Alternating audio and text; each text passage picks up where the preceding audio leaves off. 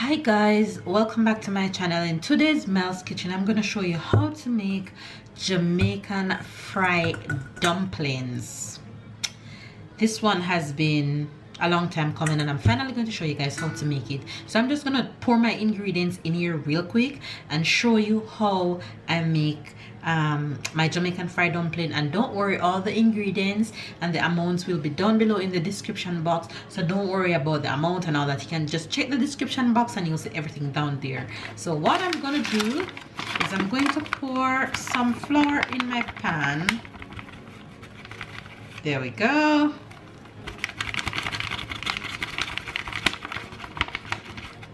That's the amount that I'm going for. Then I'm going to add some salt, like that. Then I'm going to add some sugar.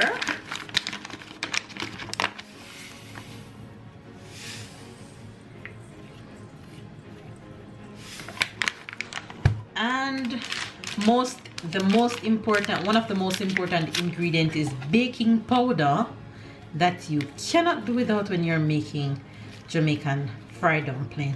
So I'm gonna add my baking powder right now. There we go. Baking powder is in, and I am now going to add some butter.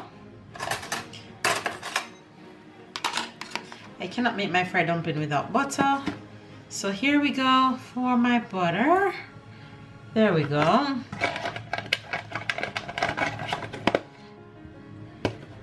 And for the liquid of my fried dumpling, I am not going to use any water, which a lot of people uses. I am going to use milk instead.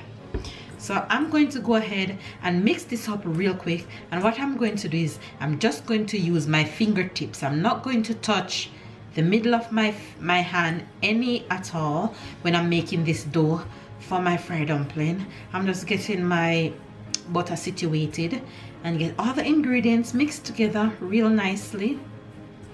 You don't want to overwork this too much, so you just want to get it done, get it out of the way. So milk, here we go. And what you want to do is you want to pour your milk slowly, because you do not want to spoil your dough.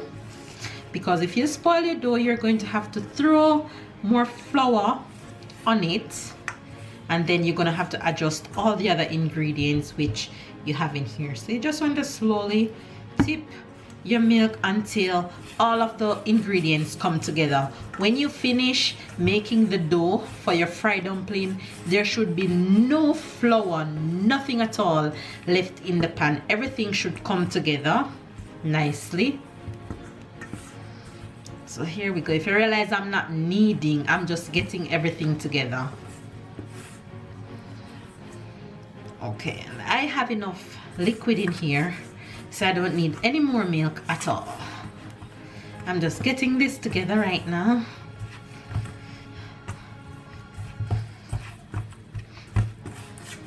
And I'm gonna show you what my pan look like when I finish making this dough.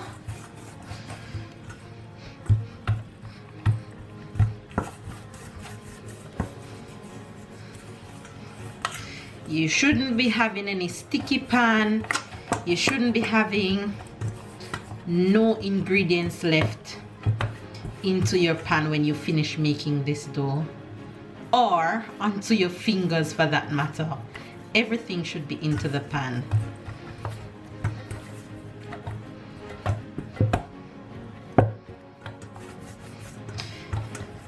So you make that into a ball. Let me show you guys my pan. See my pan? Empty, nothing is there. And let me show you my hand middle, still as clean as can be.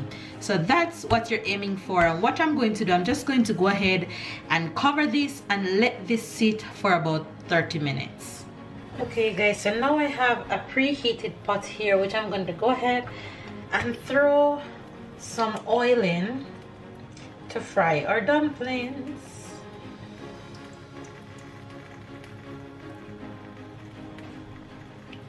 And I want as much oil in my pot because I need my dumplings to fry really good.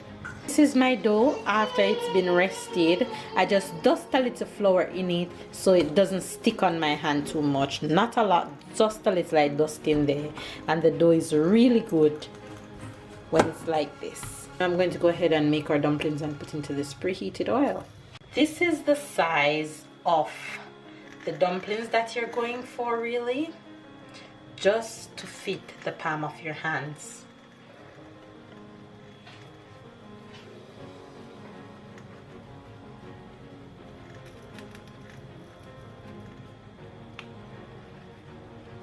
Make it into a ball, and I'm just using my finger to push the middle of it. And you need to slow fry your dumplings on low to medium heat. And you need to make them fast because you don't want some to fry and some not to. It would be good if you can get all your dumplings out the pot all at once. But it's okay if you don't. I'm sure they'll still turn out nice and pretty.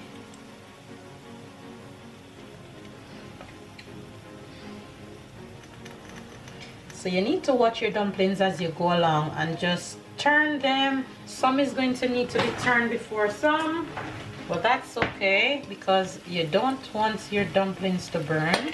Just like those are ready to turn. So you just have to watch them as you go along, as you make the others.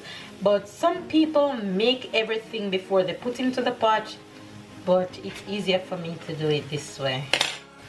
And you'll thank me later on these dumplings.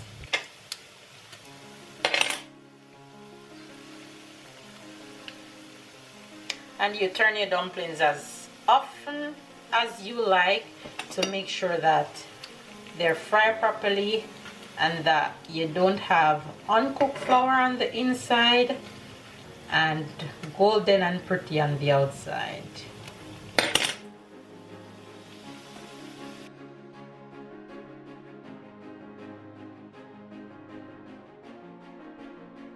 So with the dough that I made, I got approximately 10 dumplings, and that's perfect.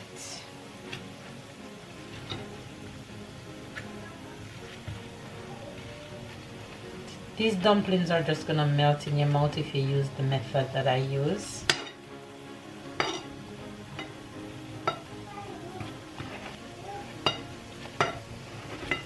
When they're finished frying, you just transfer them over to paper towel and let them drain, and you're good to go. Look at those. They're coming on so beautifully. And there you have it, guys, the best method to make Jamaican fried dumpling.